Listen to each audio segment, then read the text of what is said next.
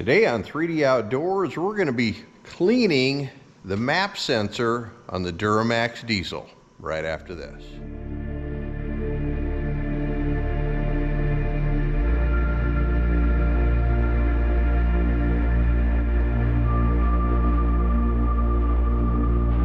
All right, let's get into this a little bit on why. So the map sensor, which I would think of as a mass airflow sensor, which would be MAF, but this is mass air pressure, I believe is what they call it, on the diesel with the turbo.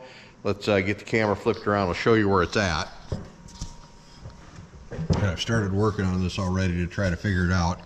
It sits right here in the intake, and you can see it's on the downward side of the turbo. So you're getting pressure built up in here, and this measures that pressure to help the vehicle regulate your air and your fuel mixture inside the engine. When I was doing some research, they said you should clean this about every 20,000 miles. Not something you get told, nothing that just jumps out at you, but they say if you don't, you could get rough idling, which I have a little bit of right now, and some other issues. Well, I have 83,000 miles on this and I've never pulled it out, never cleaned it or any of that. And you'd wonder, well, why do you got to clean it? It's on the intake side. Well, it is, but you have an EGR, exhaust gas recirculation, that'll happen to help warm the motor. Well, then with the diesel, you get that soot, that black, which you normally see on the older diesels coming out of the tailpipe, which you don't see so much on these newer ones because of the DEF system in them, but you still have that in here, so that sensor can get covered with gunk. So what I did is there's a little retainer here. I popped that out on the clip, and then you push down on the release on the clip and pull the plug off. So let's get that out of the way for now. I've never seen this out, so this is going to be the first time for both of us on this particular vehicle. We're going to grab our wrench, and you guessed it, yep, 10 millimeter. Pretty common. We're going to take and unscrew that there.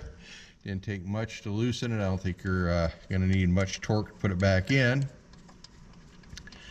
Let's pull that bolt out. We'll get it out of the way. Obviously, you don't want anything falling down in there, so if it's dirty around that area, please clean it first.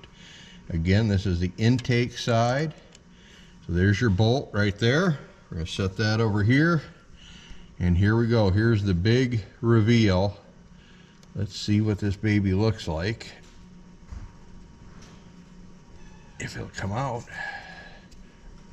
I think it screws in.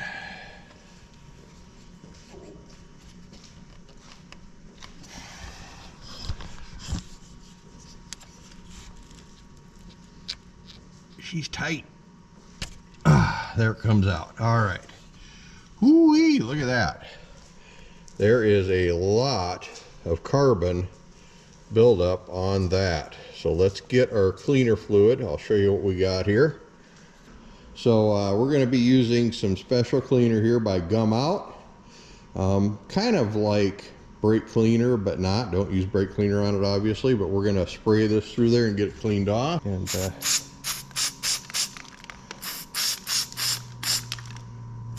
bet it'll run better after this. Get that out of here. Yeah.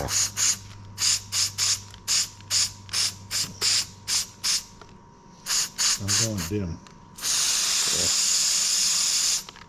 Yeah. There, that'll probably be good. All right, you can see how much cleaner that is now. You can actually see through there. You can see the little sensor hanging down there. That was completely covered with carbon. So we're going to get this put back in. Just drop her right back in the hole. That O-ring is a little tight. You should have put grease on it or something. I don't know if you're supposed to.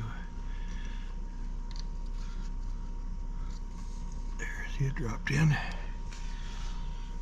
Get our 10 millimeter bolt. Surprise, surprise, 10 millimeter.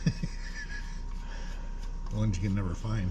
Yeah, that's the socket that walks off most often. That's the battery terminal socket was too.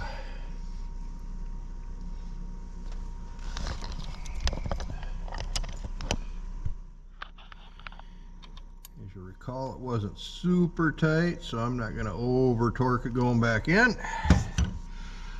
Take our plug it back in.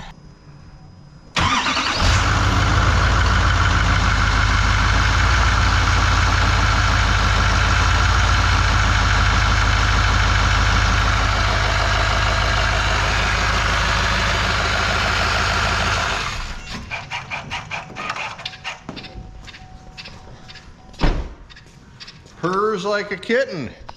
I would say that was successful.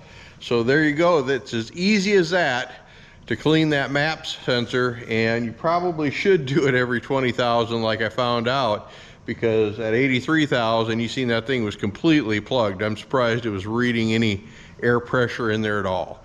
So there you go. This is Dan with 3D Outdoors, reminding you to get in the outdoors and enjoy everything it has to offer.